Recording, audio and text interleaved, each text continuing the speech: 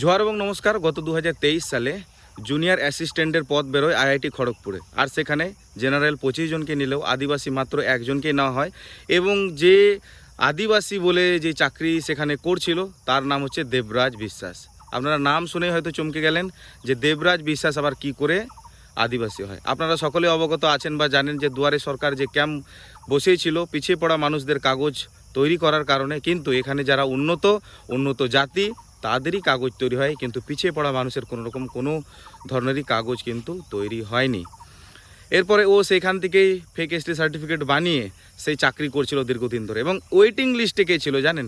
যে প্রকৃত এসটি রাহুল মান্ডি সে। এই বিষয়টা সে তারপরে পশ্চিমবঙ্গ আদিবাসী কল্যাণ সমিতিকে জানায়, এবং পশ্চিমবঙ্গ আদিবাসী কল্যাণ এই ডকুমেন্টগুলো দেখে মাথা তাদেরও খারাপ হয়, এবং এরাও চুপ করে থাকে না। বারবার সরকারের কাছে আবেদন করে যে একে বরখাস্ত করা হোক, এর এসটি সার্টিফিকেট যে ভুয়ো এসটি সার্টিফিকেট আছে সেটা তার ক্যান্সেল করা হোক এবং তাকে উপযুক্ত শাস্তি দেওয়া হোক।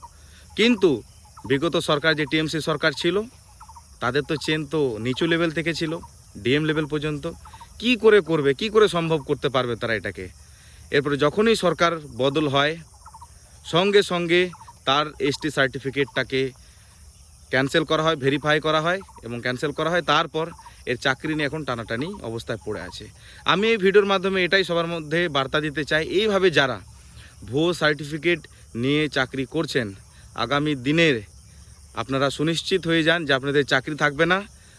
আপনাদেরকে জেল খাটতে হবে 1-2 বছর নয়, 5 বছর জেল খাটতে হবে, এবং জরিমানা 50,000 টাকার উপরেও আছে, আপনারা দেখেছেন হয়তো। তো সাবধান হয়ে যান, যারা চাকরি বাকরি করছেন এই ভুয়ো সার্টিফিকেটগুলো বানিয়ে তারা রিজাইন করে চলে আসুন বাঁচতে চাইলে।